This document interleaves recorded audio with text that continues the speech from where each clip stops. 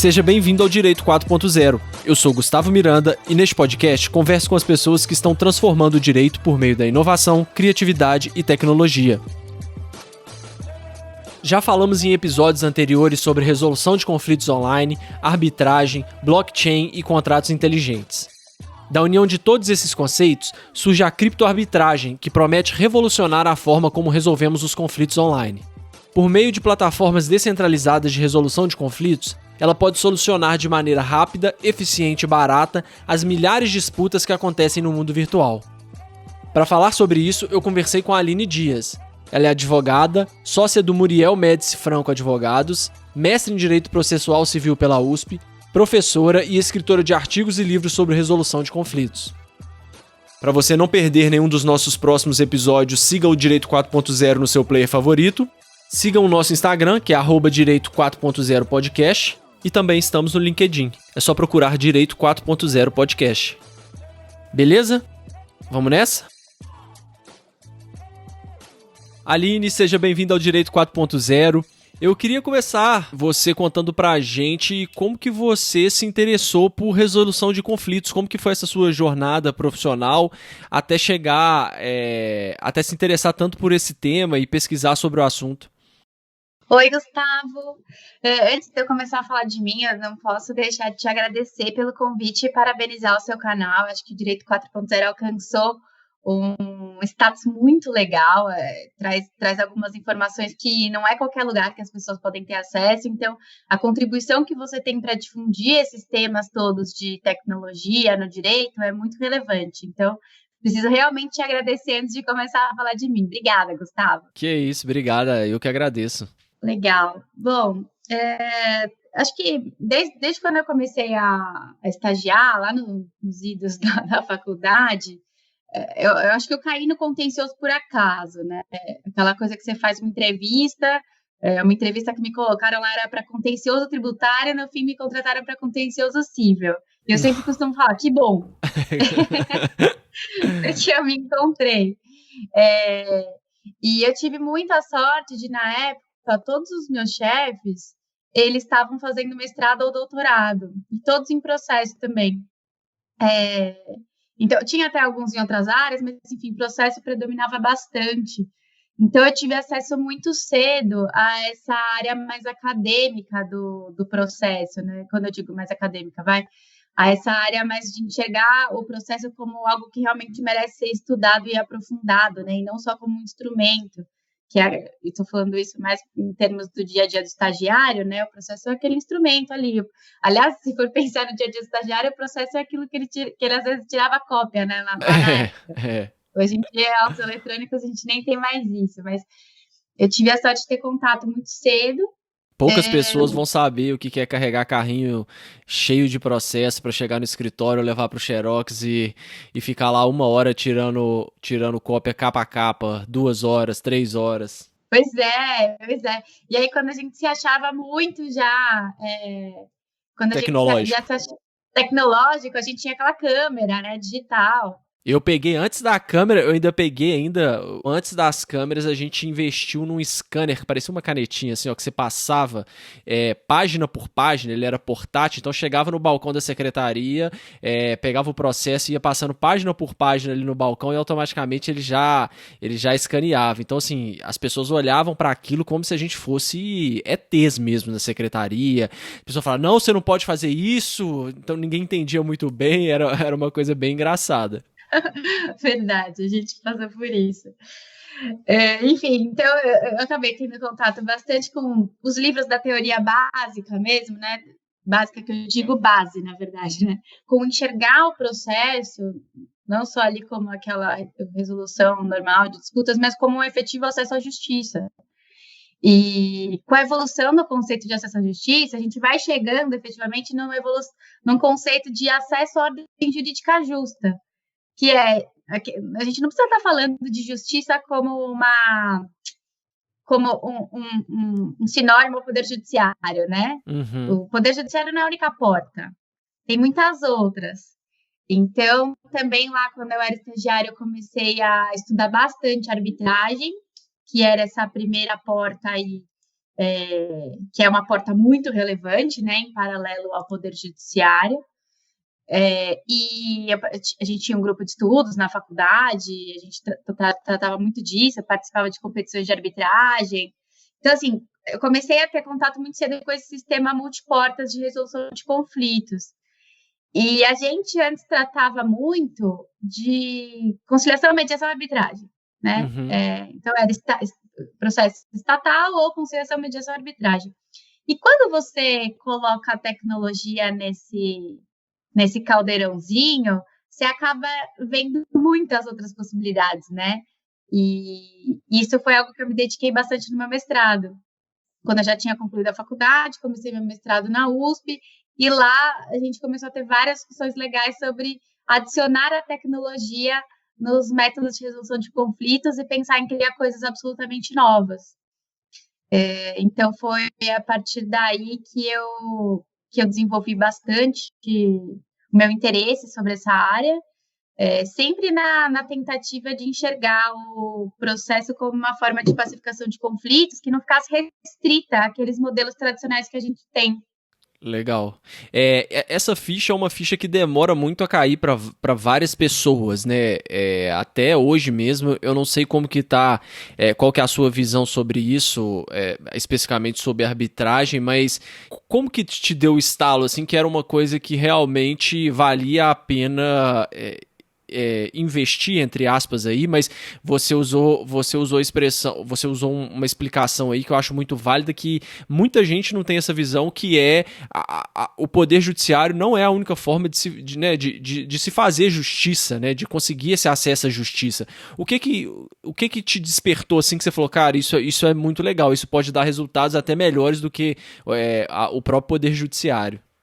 Acho que óbvio que eu tive sempre meu contato com a arbitragem, então a arbitragem ela trazia essa porta diferente de resolução de disputas, mas tradicionalmente a arbitragem ela é vista, ou pelo menos aqui no Brasil, ela é utilizada como um mecanismo dedicado às disputas de alta complexidade.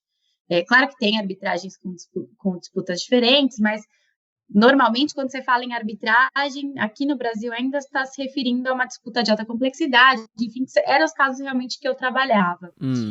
Mas no mestrado, eu comecei a estudar bastante litigiosidade repetitiva, que assim, não entra nessas causas complexas aí que eu estou falando, mas entra na realidade do brasileiro.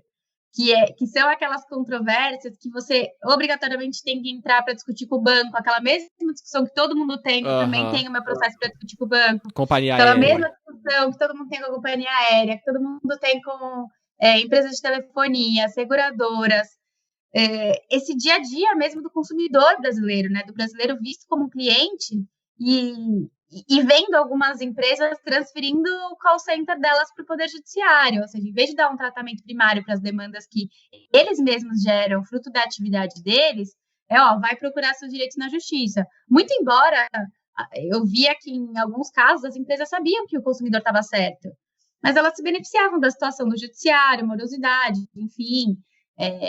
Essa é uma crítica que às vezes as pessoas, vamos fazer essa crítica com cuidado, mas, gente, é uma realidade. Talvez hoje em dia várias empresas tenham se conscientizado, mas por muito tempo a gente via situações em que claramente a empresa sabia que o cliente estava certo, mas instruiu o advogado a seguir lá e não propor acordo. Enfim, tem bastante disso, né? Um exemplo muito claro que eu estudei foi o envio de cartão de crédito sem prévia solicitação. Por muito tempo, hoje já não tem mais isso, né? Mas por muito tempo chegava lá um cartão de crédito na sua casa. E aí você fica, mas eu não solicitei isso. E as pessoas ficavam usando, mas para isso tinha taxa, mas elas não contrataram o serviço. Não estava claro que se elas usassem ia ter taxa. O PROCON teve que emitir uma série de normativos, de multas para ver se parava com a prática, assim, inundou o judiciário de ações para reclamar disso. E ao mesmo tempo a gente via que essa era uma das principais formas de contratação de novos clientes de bancos. Então, existe essa prática, né? Então, como no meu dia a dia eu sempre trabalhei com arbitragem, essas disputas de empresa grande contra outra empresa grande, eu vi que se no mestrado eu focasse exatamente nisso, eu não ia estar olhando para uma grande parcela da população, que é para quem o processo como instrumento de resolução de conflitos realmente interessa. Então, foi nesse meio todo que eu acabei enxergando, né, essa porta, e sempre focada em disputa de consumo, que é onde eu mais gosto de estudar. Legal. E aí, acredito eu, pelo menos, que o passo seguinte deve ter sido o ODR, né? Que eu acho que todo mundo que está ouvindo o podcast já deve ter ouvido falar. Online Dispute Resolution. Quem ainda não ouviu, tem até um episódio com o Ricardo Dalmaso, na época que era o case, tratando do case do Mercado Livre, né? Que tiveram resultados muito legais usando uma plataforma de resolução de conflitos online. Imagino que para você o passo seguinte deve ter sido também usar a ODR, né? Para isso. É isso. A gente acaba identificando que quando você está diante de uma disputa que ela é repetitiva, enfim, ou que ela envolve uma determinada coletividade de atores, seja no polo passivo ou ativo, que são identificáveis, então todas essas disputas aqui que eu estou te falando, eu consigo mapear quem está de um lado, quem está do outro, e colocar em umas caixinhas quais são essas possíveis disputas, né, dentro de um determinado universo. Vamos considerar, por exemplo, o universo do Mercado Livre, que é o que o Ricardo tratou aqui. Isso eu consigo trabalhar muito com uma doutrina muito boa, que é a do design de sistema de disputas, que é eu conseguir mapear os interesses, mapear os atores envolvidos e criar uma plataforma de resolução de disputas específica para aquele cenário. O caso do Mercado Livre é um exemplo, mas o exemplo mais clássico, que é um caso que eu trabalhei, inclusive, é o acidente do voo 3054 da Latam, que aconteceu no aeroporto de Congonhas. Acho que algumas pessoas devem se lembrar, né? Ele vinha de Porto Alegre, enfim. E a ideia era, assim, a Latam, na época, tinha duas opções. Ela podia mandar todo mundo judicializar e entrar, procure seus direitos na justiça, ou ela tinha uma opção que ainda não era muito conhecida no Brasil, acho que ela foi a pioneira aqui, de abrir um canal de resolução de controvérsias com base em elementos que ela já tinha. Então, assim, é claro que foi um acidente fatal para muitas pessoas, e existia já uma jurisprudência consolidada no STJ sobre indenização para esse tipo de acidente, a depender do seu grau de parentesco, enfim, com o falecido. Então, ela conseguiu mapear todos os interesses e possíveis indenizações que as partes iam acabar alcançando se elas chegassem até o STJ, e ela já abriu um canal de comunicação em que você resolvia isso imediatamente.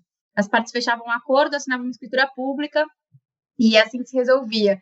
Então, esse foi o primeiro grande exemplo de DSD aqui no Brasil. Então, antes de eu entrar no passo da ODR, eu entrei nesse passo de DSD, né, Design de Sistema de Disputas. E aí, com o tempo, a gente foi acrescentando o que da tecnologia, que aí já entra todo esse ponto do Online Dispute Resolution. Legal. Você aí deu um outro passo ainda adiante da ODR, que eu nunca tinha nem ouvido falar quando a gente estava conversando, que um capítulo que você escreveu de um livro que vai ser publicado, depois você pode até falar pra gente aí qual que vai ser esse livro, mas é um tema muito legal, que é o CODR, né, que é Crowdsourced Online Dispute Resolution. Que diabos é isso, Aline? Eu costumo dizer que eu tenho uns amigos que me colocam nos desafios assim na minha frente. Esse livro, que vai sair ainda, enfim, quando uns colegas meus estavam organizando, eles falavam: olha, Aline, a gente quer muito que você participe, você pode falar, por favor, sobre... Eles nem usaram o termo crowdsourcing, eles só me enviaram um e-mail pedindo para eu escrever sobre criptoarbitragem. E aí eu queria responder que sim, mas eu não sabia o que eu ia escrever, né? Escrevo sim, assim que eu descobri o que é, né? Quem mandou esse e-mail foi o Daniel Becker, você deve conhecer também, porque ele é o rei. Já participou do podcast também. Tecnologia do jeito, é verdade. Qual foi o tema aqui do Daniel, você lembra? O do Daniel foi fake news, se não me engano. Fake news legal, não. Foi LGPD, desculpa. O Daniel participou aqui com LGPD, isso. Legal. Então o Daniel Becker me mandou esse e-mail falando: olá, Aline, queremos te convidar para escrever aqui esse livro sobre criptoarbitragem. assim, o livro é geral, o tema geral é processo, né? O tema geral do livro, mas o seu tema específico é criptoarbitragem. E assim, eu sou fã do Daniel, eu não quero, né, negar o convite dele. Aham. Eu falei sim, então deixa eu entender o que é isso. E aí eu fui atrás, claro, e hoje, óbvio, já fiz todos os estudos e ficou muito claro para mim. O que a gente chama, no fim, de criptoarbitragem é o que mais se assemelha a essa plataforma que eu posso usar aqui como exemplo, porque podem ter outras também, do Kleros, que são plataformas descentralizadas de resolução de conflitos. Aí, quando a gente chama de descentralizadas, é que elas também fazem. Você não vai ter um fórum ali, né? Um lugar que você bate na porta. É tudo online, faz uso de blockchain. Então, daí que quando a gente fala do blockchain, faz uso de criptomoedas também. Então, a gente já entra aqui nesse termo criptoarbitragem. E como, no fim, acaba resultando numa decisão que tem efeitos vinculantes, você acaba assimilando a arbitragem. Nos estudos que eu faço, eu até digo que não é arbitragem, o Kleros, e aí não é uma crítica, tá? Essas plataformas centralizadas. Ah, não é arbitragem, não, longe disso. O meu ponto é só que, voltando até um comentário que eu fiz aqui no início, nem tudo precisa ser encaixado em conciliação, mediação, arbitragem.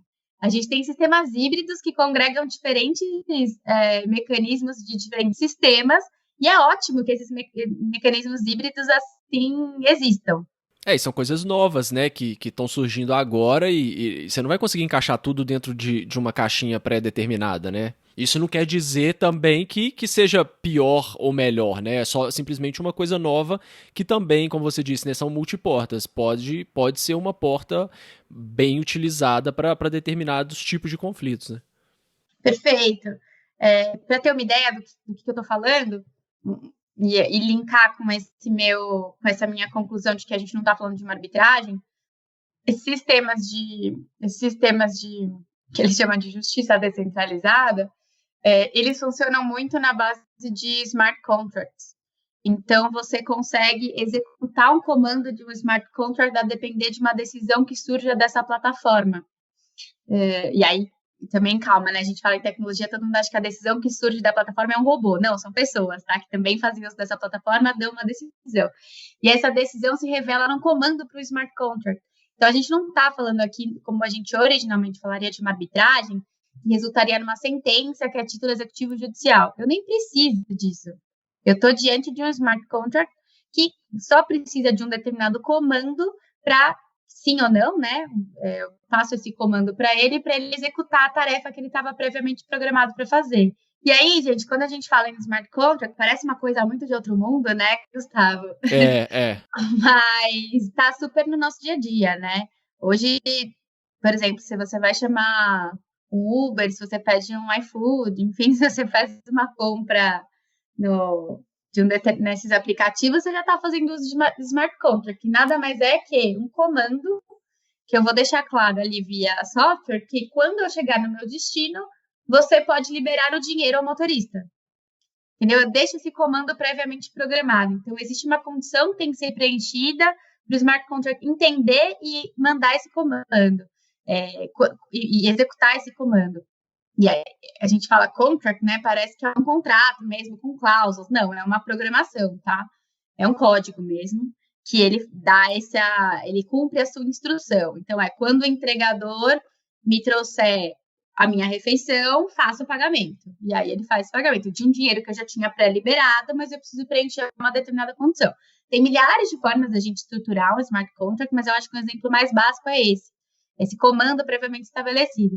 Aí você pergunta, mas por quê, né? Assim, o que tem de legal aí? E o que tem de mais legal aí é que você retira o elemento do intermediário, de confiança. Isso. Por quê? Porque eu não preciso mais ter eu posso fazer, no fim, eu posso fazer um contrato, e aí estou falando até um contrato verbal, né? Não precisa assinar um documento, mas eu posso contratar com qualquer pessoa, mesmo que eu não a conheça. Porque eu sei que o nosso intermediário, no fim, é uma plataforma de blockchain que seja, é uma plataforma extremamente confiável, que só vai executar o comando prévio que eu indiquei se a condição for efetivamente implementada. E é uma decisão autoexecutável, né, assim, praticamente. Então, você não fica dependendo de alguém julgar, de alguém dar um impulso, de alguém ir lá apertar um botão para liberar, né. Você tira uma das grandes dores aí falando de poder judiciário, de cumprimento de contratos, que é, tudo bem, ele me deve R$ 1.000, mas e agora, como que eu faço para receber esse dinheiro, né? É isso, exatamente, Gustavo. Então a gente não precisa ficar nessa dependência, né?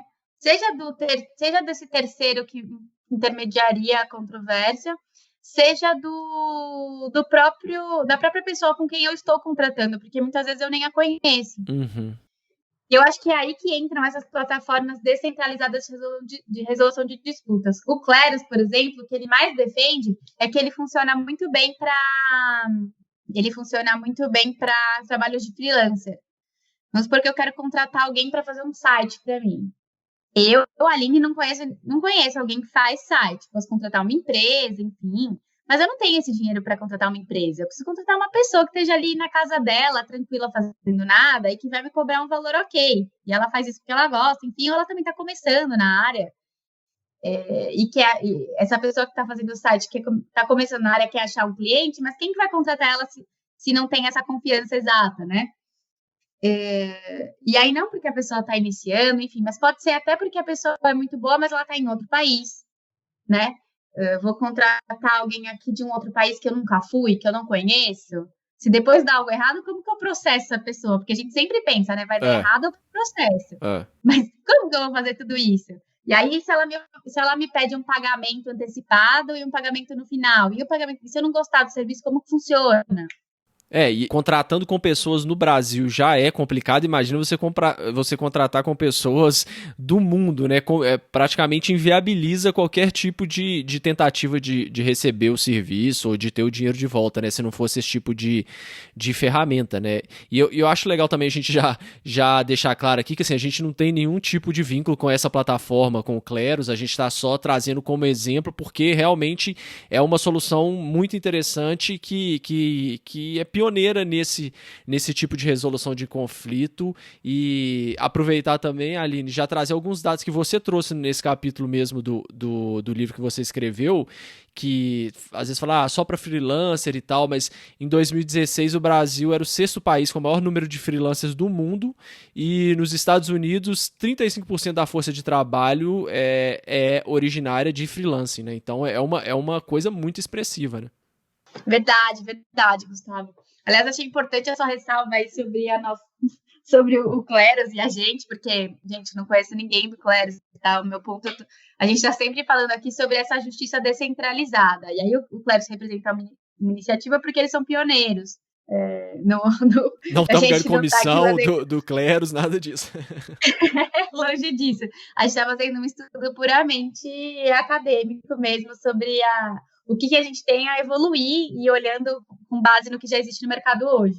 Então, como que funcionaria se eu vou fazer essa contratação de alguém que eu não conheço? E aí até, eu acho que o Gustavo falou muito bem, pode ser até dentro do Brasil, né? O Brasil é tão grande. Eu vou fazer essa contratação de alguém que eu não conheço, eu não tenho certeza se eu vou colocar o meu dinheiro num lugar que não vai mais voltar, como que vai acontecer. Então, o que essas plataformas centralizadas se propõem a fazer? Elas são uma base de smart contract, então você coloca lá que o dinheiro é liberado se determinada condição for preenchida, então, ou seja, se eu ficar satisfeita com o site que eu receber. Mas se eu não ficar satisfeita, eu também dou uma segurança para a pessoa que está fazendo o site para mim, porque não é que eu vou só simplesmente não pagar, eu vou iniciar uma disputa. E essa disputa, ela é referida a julgadores que podem estar em qualquer outro lugar do mundo, mas que se cadastraram nessa plataforma, e aí elas recebem ali, a Aline diz que o site não foi nos termos especificados por causa disso, disso e disso. Ela pediu expressamente X, veio Y. O Gustavo disse que o site está perfeito, porque tudo que ele tinha para fazer ele fez, e ele seguiu exatamente as linhas que a Aline tinha solicitado. Então, esses julgadores, que no caso do Clério especificamente são 3, eles estão em qualquer lugar do mundo, vão analisar a disputa, eles têm 90 dias para terminar toda a análise e no fim eles dão uma decisão. E essa decisão é a que vai valer para fins do comando do smart contract. É a decisão do sim ou não. Então, as partes têm essa garantia. E eu gosto de mencionar o Claris, porque eles têm uns sistemas muito legais de garantir que essa decisão não seja muito... Imparcial. Que a decisão não saia muito do que se espera no senso comum. Era isso que eu ia te perguntar. Não sei se é isso que você tá pensando, mas como que são feitas as escolhas desses... Como que é feita a escolha desses jurados e como garantir que realmente a decisão deles vai ser uma decisão que vai analisar o caso que foi apresentado e não que é da fulana de tal, que às vezes pode até tentar procurar, não sei se esses jurados são anônimos. Como que funciona isso? Legal, tá. Só para voltar assim, óbvio que a gente não tem como garantir efetivamente que vai sair tudo perfeito, claro, tal, mas claro. o que eu consigo te responder é que, do que eu pude analisar, a plataforma do Claris tem, sim, muita preocupação com isso, ela tem alguns mecanismos para evitar problemas no julgamento. Então, vamos lá, o jurado, se você entrar no site, você pode colocar, eu quero ser um jurado. E ele vai te dar várias disputas que estão pendentes para serem julgadas agora. Eu estou no site deles agora, e aí eles têm aqui várias disputas, e aí eles mostram, assim, qual que é a área, basicamente. Tem área que eles chamam de subcourts, né? Que você pode se inscrever para falar, olha, eu tenho umas áreas de expertise. Que não quer dizer que eu tenho mestrado, doutorado nessas áreas, mas eu tenho interesse por informática, eu tenho interesse por engenharia, eu tenho interesse por áreas que não são técnicas, entendeu? Eu tenho interesse então eu posso já subdividir as áreas que eu tenho mais interesse e o Claris vai automaticamente me mandar conflitos e eu escolho se eu quero julgar ou não, né? Me mandar conflitos que estejam dentro da minha área de interesse. Então, essa é uma primeira forma que o Claris tem de tentar fazer com que a sua controvérsia seja julgada por alguém efetivamente especializado. Uhum. Mas, essa especialização, ele não tem como garantir. E ele nem pretende fazer uma verificação de background de todo mundo. Porque a ideia é para ser um negócio realmente muito grande, né? É para ter, assim, um número muito grande de conflitos resolvidos todos os dias. E que o sistema se autoalimente. Então, como que eles pensaram em buscar um sistema que se autoalimente, que você não precisa ficar controlando essas pessoas todo dia? Eles focaram muito em teoria dos jogos para fim de buscar um comportamento coerente. Tanto que, se você entrar no site do Claris e você procurar uma disputa para você eventualmente julgar, ele vai te mostrar que a sua remuneração, ele não vai chamar de remuneração pela participação, ele vai chamar de Coherence Reward, que é basicamente um prêmio por você ser coerente. E como funciona isso? É baseado bastante na teoria dos pontos focais, que eu não consigo fazer um esquema aqui exato para vocês, mas a teoria dos pontos focais, ela parte do pressuposto de que as pessoas devem se comportar assumindo que elas vão adotar um ato que a outra pessoa espera que elas adotem. Uhum. Então, como que funciona isso? Um exemplo, só para ficar bem claro, é a expectativa do que o outro espere que eu espere fazer. Então, esse é o senso de uma coerência mundial, digamos assim. Um exemplo clássico da teoria dos pontos focais é uma pesquisa que todo mundo fala que é feita no seguinte sentido. Eu te falo que a gente precisa se encontrar em Nova York, mas eu não te falo o local nem o horário. E aí, um resultado que muitas pessoas presumem vai ser, para quem já esteve lá, vai ser no Grand Terminal Center, que é um lugar gigantesco de transporte, ao meio-dia. Por quê? Porque é um ponto super conhecido. Aí eu até faço o exemplo. Então, me encontra em São Paulo, eu não te falo nem data, nem horário. Nem local, nem horário, na verdade. Então, o que eu vou presumir? Bom, eu imagino que vai ser ali na Paulista, dentro da Paulista, no MASP, ao meio-dia. Por que eu acho isso? Porque eu gosto da Paulista e eu gosto do MASP? Não, porque eu estou pensando o que eu acho que a outra pessoa espera que eu esperaria. Pelo fato de ser um local super, né, onde muitas pessoas tendem a se encontrar ali, e pelo horário também ser um horário, né, vamos dizer assim, que seria geralmente bom para todo mundo, você espera que essa pessoa estaria ali naquele lugar naquela hora, né?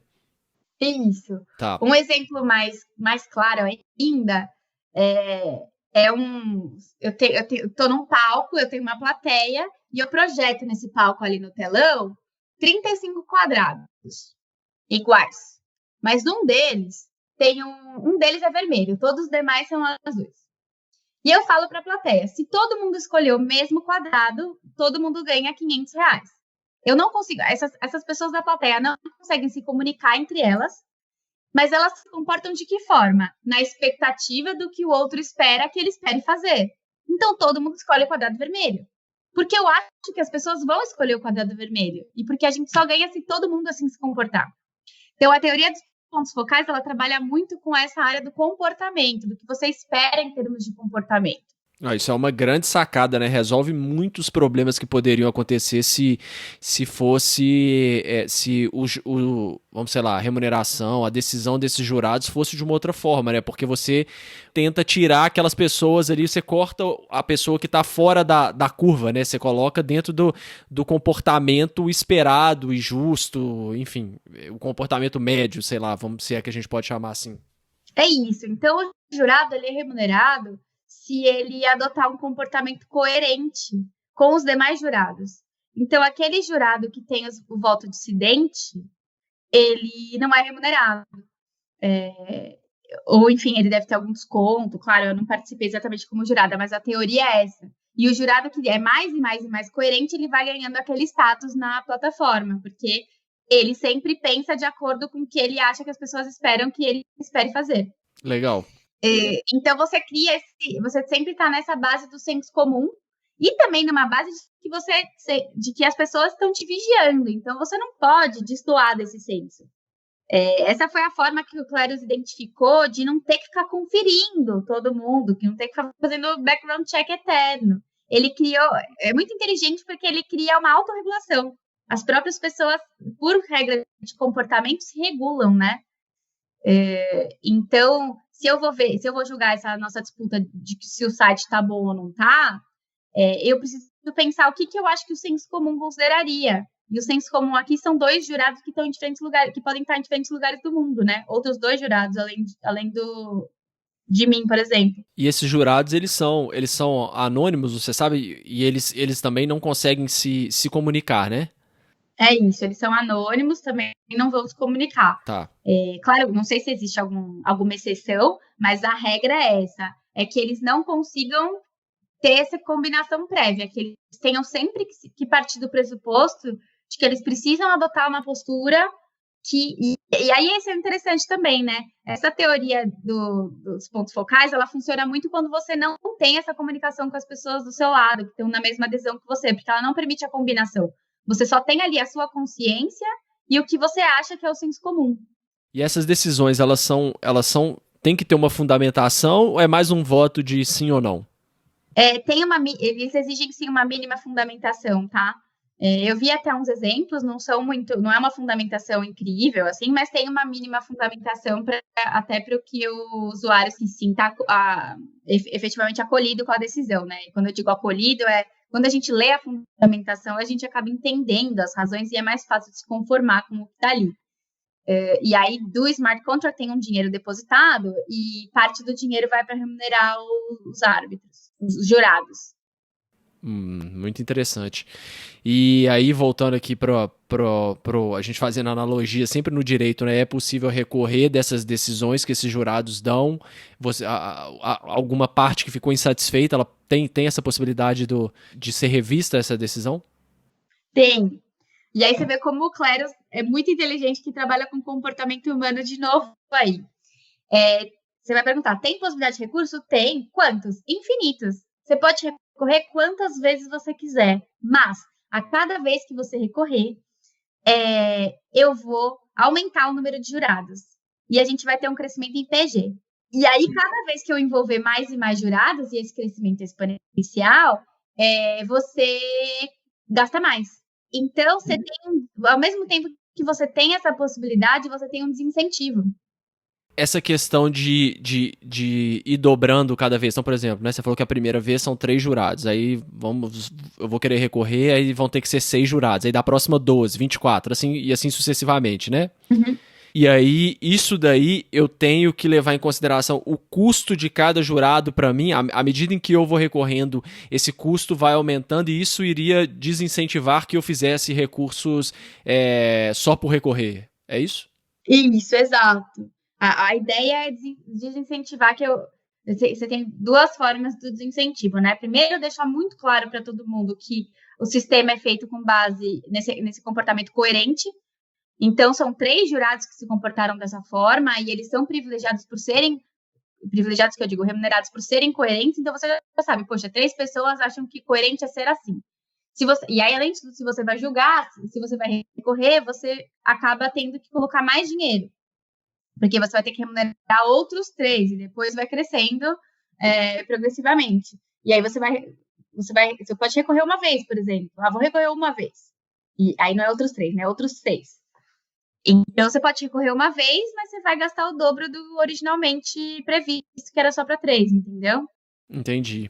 E tem alguma preocupação, porque isso foi muito discutido em blockchain, né? E isso também utiliza tecnologia de blockchain, se eu entendi bem, né? Sim, sim. Teve uma discussão grande sempre, porque blockchain também tem variações no preço da moeda, e a preocupação era de que alguém tentasse monopolizar aquelas moedas para poder manipular o mercado. Como essa criptoarbitragem também tem a base aí do blockchain, existe essa possibilidade, por exemplo, eu vou criar aqui, a gente sabe que hoje robôs conseguem, né, criam usuários falsos, vou criar milhares ou centenas de robôs para tentar infiltrar nessa plataforma aí e tentar manipular um julgamento que seja muito importante, muito relevante. Já tem alguma previsão contra esse tipo de abordagem que a gente vê que teve essa preocupação com o blockchain? Eu não sou especialista nesse tema, tá? Mas eu vou tentar explicar com base em tudo que eu estudei.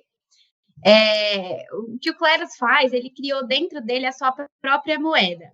E essa moeda não vale nada, tá? Ela só vale dentro do sistema do Kleros, PNK. Ela só vai valer lá dentro e só depois que já está tudo concluído, e aí eles fazem a avaliação de que deu tudo certo, etc., eles convertem essa moeda para o Ether, né? Que é o do blockchain Ethereum. Eles convertem para ETH, que pode vir a ser convertido em dólar. Legal. Então, o que acontece é que você vai acumulando. Se você quiser dominar o sistema, você até pode, mas você vai gastar dólar e converter em PNK, que não vale nada, que não vale nada fora do Kleros. Então, eles, na verdade, criaram esse sistema de que para o PNK ser convertido em ETH, aí sim vai ter uma avaliação específica. Da coerência e tudo mais. Então, até você sair de PNK para ETH, você tem esse passo. E aí faz com que, assim, se a pessoa quiser dominar o sistema, e aí quando eu digo dominar o sistema é até relevante, porque como eu tenho um número, eu posso ter muitos jurados já inscritos na plataforma, mas não deixa de ser um número determinável. Então, se eventualmente alguém quer tentar dominar essa plataforma, ele poderia. O sistema que o Kleros, então, faz é o seguinte: para o jurado participar do seu primeiro caso, não é só ele se inscrever, ir lá e fazer, tá? Ele precisa comprar PNK. Então, ele faz uma aquisição inicial de PNK, que, claro, que depois, com o tempo, quando ele for julgando controvérsias, ele vai ser remunerado e aí ele compensa essa aquisição inicial que ele fez. Mas existe um medo muito grande de ataques feitos por pessoas maliciosas que pretendam ocupar a plataforma dos jurados, né, e ser jurado na maior parte dos casos para tentar bloquear esse sistema que está funcionando tão bem e passar a dar decisões incoerentes. E assim, hoje em dia a gente sabe que tem gente que faz isso só para testar, né? Uhum. Eu posso fazer isso, eu sou engraçadão, vou fazer isso para testar o sistema e parar tudo. Mas como eles trabalham com essa lógica do PNK, você tem que trocar muitos para você chegar num nível realmente relevante, né? No sistema, relevante, que é o que eles classificam como 51%. Para você efetivamente atingir 51% do sistema, você teria que gastar muitos dólares. Entendi. Para chegar numa moeda que não vale nada, fora do sistema do Kleros, e para chegar, e que E que se você ficar dando votos incoerentes, que é, na verdade, a intenção desse agente malicioso, você não vai receber nada porque você nunca vai conseguir converter em ETH, que por sua vez pode ser convertido em dólar, entendeu? Muito legal. É bem fechado mesmo, né? Assim, pelo que você está falando, eles tentaram cercar todo tipo de brecha, né, com o sistema, muito legal. Você vislumbra a possibilidade de atuação, de utilização desse sistema para casos mais complexos, que demandem uma decisão mais complexa, um valor muito elevado discutido, ou seriam para essas causas que a gente até começou a mencionar no início do episódio, de causas mais simples, mais corriqueiras? O que você acha?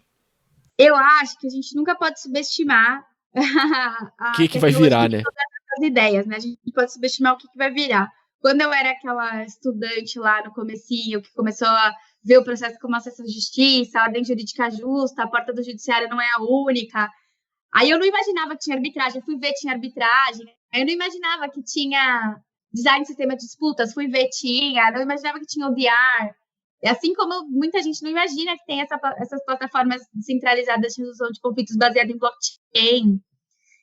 Então, eu acho que hoje em dia, posso falar o que acontece hoje. Hoje em dia, realmente, até as próprias bases se apresentam como uma base mais destinada a essas controvérsias menores, mais de dia a dia. A solução que o sistema dá, uma evolução que ela já teve, é que o sistema não dá uma solução binária, né? Não é só sim ou não, pode ter um intermediário entre sim e não. Então, isso ajuda também um pouco nas disputas que não são tão básicas, né? Mas eu acho que o que a gente tem que fazer é estudar tudo isso para tentar fazer com que talvez a gente um dia chegue numa situação em que a gente consiga resolver conflitos maiores também. Porque se as partes assim decidirem, e se elas estiverem de acordo, por que não, né? É isso aí, concordo 100% com você, e você mesma dá um exemplo que eu achei muito legal, um paralelo que você faz de comparação com a Wikipédia, né? Quem imaginou que a Wikipédia ia virar o que virou hoje, pessoas contribuindo gratuitamente para virar o maior enciclopédia do mundo, né? As pessoas estão doando seu tempo ali de forma gratuita e construindo uma base de conhecimento que hoje é referência para todo mundo, né? Quem nunca entrou no Wikipédia. Então, a gente realmente não sabe o que isso pode virar lá na frente. A gente, hoje, quem não acredita muito nisso, criticar da mesma forma com que aconteceu com a Wikipédia lá. Tem até algum livro que cita esse exemplo também. Poxa, quem que você acha que seria um negócio do futuro? Uma empresa que eu acho que a maior enciclopédia antes do Wikipédia que tinha era da Microsoft, né? E aí a Microsoft contratava profissionais, pagava para esses profissionais produzirem os artigos e colocar no seu repositório. Então, um livro que eu li, que eu estou esquecendo aqui agora qual livro que fala assim, em quem você apostaria? Nessa empresa que é criada pela Microsoft, com profissionais renomados, especializados na área, que recebiam para publicar seus artigos, ou a Wikipédia, que é pessoas por vontade própria, sem ganhar nada, e vão ali construir uma base de conhecimento gigantesca, nos mais diversos temas, né? E, assim, poucas pessoas apostariam no Wikipédia, né? E a gente está vendo agora o que virou o Wikipédia. Então, eu achei muito legal essa comparação sua, porque demonstra que essas novas tecnologias têm uma perspectiva e um potencial muito grande se a gente souber utilizar elas direitinho, né? Exatamente. Acho que uma coisa que eu também já ouvi bastante gente falar é o próprio exemplo do Mercado Livre, não agora como resolução de disputas, mas como sistema de mercado mesmo, né? Como serviço. Antes, eu já ouvi bastante gente falar o seguinte, eu não comprava no Mercado Livre porque era meio que um lugar sem lei, assim, um monte de gente vendendo um monte de coisa, não sabia o que estava acontecendo, né? E hoje é extremamente confiável, e exatamente porque a gente tem a segurança de que o produto vai chegar. Eu também tenho uma plataforma excelente de resolução de conflitos. É muito difícil hoje em dia, com a tecnologia, você ir contra uma base colaborativa que envolva um grande número de pessoas, né? O crescimento exponencial está justamente aí. E eu acho também, realmente, isso foi para o Mercado Livre, principalmente, foi definitivo, né? Foi a virada de chave deles para se tornar essa potência que eles são hoje, né? O fato do comprador ter a tranquilidade, o comprador ter a tranquilidade que vai receber aquilo que foi anunciado, e o vendedor de que vai receber o dinheiro, acho que foi o ponto X da questão deles para se tornar essa potência mundial. Isso aí. Aline, vamos fazer aqui, então, agora um pouco do papel do advogado que está ali pensando assim, tá, mas e aí? E o direito nisso aí? Eu, como advogado, vou assessorar essas pessoas dentro dessa criptoarbitragem, como é que vai ser minha participação? Vamos obrigar todo mundo a ter advogado para participar desses conflitos? Como que funciona essa plataforma hoje e qual que é a sua visão sobre isso? É necessário advogado ou não é necessário advogado? Minha visão é que não é necessário advogado, e das pessoas me julgarem, eu sou advogada, tá, gente? Meu trabalho é ser advogada, é o que eu faço todos os dias. É o meu ganha-pão, eu tenho que pagar minhas contas sendo advogada. Mas eu acho que a gente sempre tem que lembrar que o sistema jurídico brasileiro classifica o advogado como essencial à administração da justiça. E para mim, eu acho que é assim que o advogado tem que se enxergar. Quando eu falo que não precisa ter advogado nessa plataforma, mas eu estudo, eu vou atrás, eu busco elementos, eu me sinto desempenhando esse papel de essencialidade na administração da justiça. A gente precisa enxergar o papel do advogado muito além do que a representação em juízo, né? A representação em juízo, que eu digo, a própria representação de clientes em outras plataformas também. Pouca gente fala sobre isso, mas mesmo na arbitragem, a participação do advogado não é obrigatória. Claro que as pessoas, no fim do dia, por conta da complexidade das disputas, elas não deixariam de envolver um advogado. Mas elas não são obrigadas a ter um advogado na arbitragem, e hoje, na arbitragem, a gente tem causas muito relevantes e ninguém fala nada sobre isso. É um conceito internacional, inclusive. Então, eu acho que a presença do advogado, ela está muito próxima ao grau de complexidade da disputa, tá? E aí você vai falar, mas e o mercado, todos os outros advogados que atuam nessas causas menores? Eu acho que aí eu estaria respondendo a resposta olhando pela patologia, tá? Eu estaria respondendo a resposta sob a perspectiva do número de advogados que a gente tem hoje, dos milhares de conflitos repetitivos que a gente tem hoje e de todos os problemas que isso gera para todo mundo, né, no fim do dia. Porque eu tenho um consumidor ou uma determinada pessoa com conflito que vai levar 2, 3 anos para resolver um conflito simples, ou pior, uma pessoa que não vai litigar, muito embora tenha perdido dinheiro, porque ela sabe o custo disso, que é o que a gente chama de litigância contida, né? São aqueles litígios que existem, que deveriam ser resolvidos, mas não são, porque a pessoa não leva adiante. Então, para mim, eu acho que sempre que a gente vê sistemas que permitem uma maior possibilidade de resolução de conflitos, expansão de mercado, criação de novos negócios, a gente tem que olhar para eles com muitos bons olhos, sem enxergar propriamente pela patologia, que é, mas e todas aquelas milhares de causas no judiciário que deixarão de existir? Como ficam os advogados, né? Aí eu vou falar, continuam sendo advogados, continuam sendo grandes profissionais e vão buscar outras milhares de formas de resolver seus clientes e de desempenharem seu papel de serem essenciais à administração da justiça. E não no seu papel de ser essencial ao protocolo da petição inicial. Não, você usar como justificativa os advogados, né, para manter um problema é surreal, né? Fala, não, e os advogados? Então vamos deixar as pessoas, igual você disse, receberem os valores que ela tem para receber, ter os conflitos resolvidos daqui 3 anos, 4, 5 anos no Poder Judiciário, porque tem advogado que depende disso, né? Não é lógico esse argumento. Se você falar isso para um cliente seu e esse cliente aprovar, sinceramente, né? Tem alguma coisa muito errada nisso aí. E eu vejo também como um amadurecimento como sociedade, né? Porque até então, agora você tá entregando para um cidadão ali que teve, né? Para um profissional que teve um direito violado, a chance dele entender como que funciona uma resolução de conflito online, as regras são claras, como que ele pode fazer e saber ele mesmo tomar as decisões que ele quer tomar, né, naquele tipo de conflito, né? E resolver aí, ao invés de 3 anos, 5 anos, resolver em 3 meses um conflito. Quem não quer isso? Eu concordo com você. Mas então nessa plataforma não tem obrigatoriedade também de utilização de advogados, né? Não tem. Acho que, claro, eu não abri exatamente o sistema para ver, mas eu acho que se a gente for tentar, a gente nem consegue, tá? Não tem um momento de exposição do caso pelo advogado. Vamos lembrar também que os conflitos são simples, né? E a intenção dessas plataformas a gente falou lá no começo, eliminação de intermediários. E a depender do caso, o advogado também desempenha um papel de mais um intermediário nessa história toda. Então, considerando até os custos de transação, não, a gente não vai ter um advogado aqui. E mais, né, o julgamento ele é baseado em senso comum. Então, eu não vou citar o artigo tal da lei tal, né? E, ao mesmo tempo, esse julgamento ele é regulado por toda essa plataforma tecnológica, que ela não vai ter, assim, petição inicial, resposta, réplica, tréplica, produção de provas, entendeu? Você envia o seu problema e coloca seus documentos, e a parte contrária vai responder e colocar os documentos dela. Então, também não tem esse papel do advogado como garantia dos recursos, entendeu? Dessas ferramentas. É um sistema muito mais simples. E o que eu sempre gosto de falar aqui é que, se a gente está tratando de direito disponível, eu posso dispor, inclusive, sobre qual a forma que eu vou usar para resolver o conflito.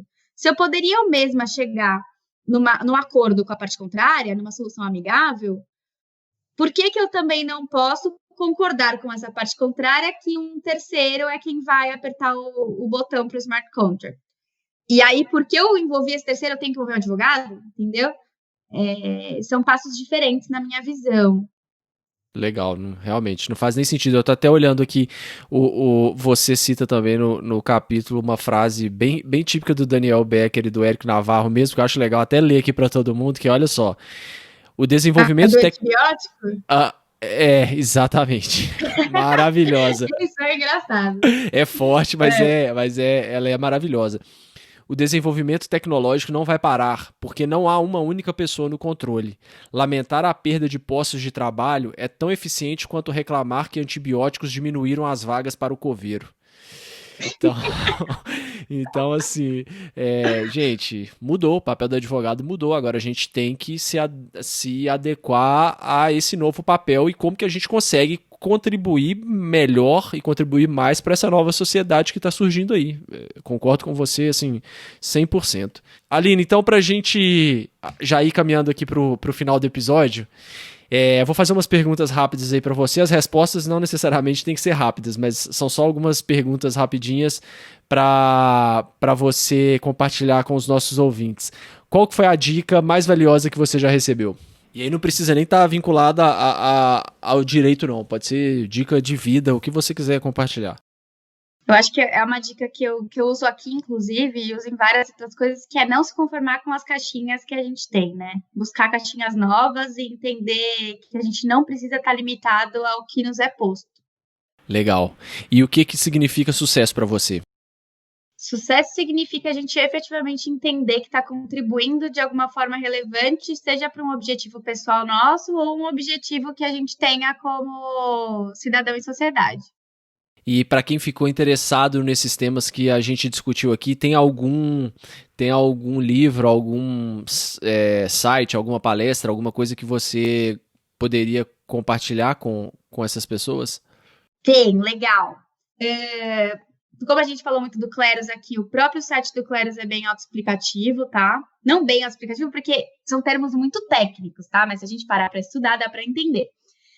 Eles têm lá no site não só como funciona, mas eles têm também alguns estudos. Então, eles têm um white paper em que eles explicam exatamente a teoria, eles vão a fundo, porque eles também têm que ser efetivamente transparentes com o que eles estão pensando ali, como que eles se propõem a proteger a segurança, seja da informação, seja da própria forma de resolução do conflito. Então, eu acho que o site do Cleros é bem legal. Não tem muito material sobre isso, tá? Então, acho que o site do Cleros é o primeiro ponto de partida. Mas, claro, para a gente sair um pouco da caixa e tratar um pouquinho de tecnologia, tem um livro recente do professor Richard Susskind que ele trata do Online Courts and the Future of Justice. Esse é um livro bem legal. Eu acho que ele é de 2019, 2018. Eu vou colocar aqui na descrição do episódio os links. Tá, legal. Ele é de 2019. Tem também um livro muito legal do Ethan Katz, que é o Digital Justice, de Oxford.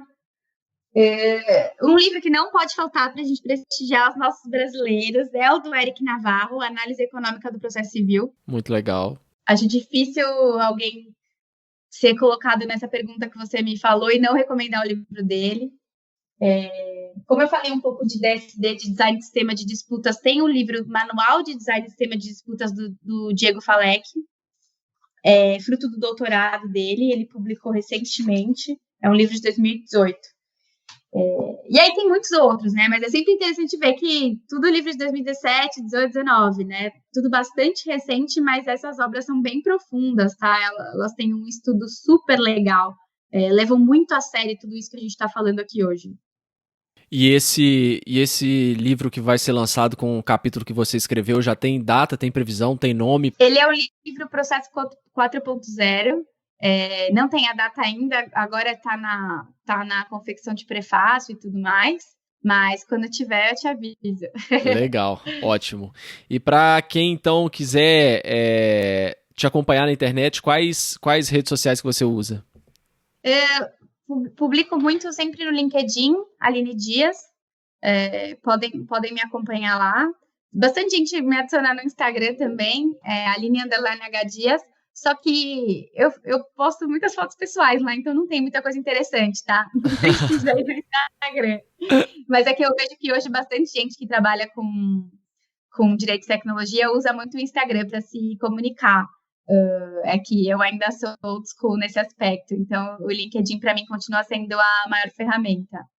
E aí, para me identificar lá, Aline Dias, sou sócia do Muriel Médici Franco Advogados, trabalho com arbitragem, então com esses dados você já consegue identificar. Porque Aline Dias não é um nome tão difícil de achar, né? Eu devo ter algumas amigas aí com o mesmo nome. Pode deixar que eu vou colocar também aqui na descrição do episódio para o pessoal te encontrar mais fácil. Mas Aline, então assim, eu adorei nosso papo, queria te agradecer mais uma vez por participar do Direito 4.0. Muito obrigado. Imagina, Gustavo, prazer todo meu. Obrigada. Até o próximo episódio, pessoal.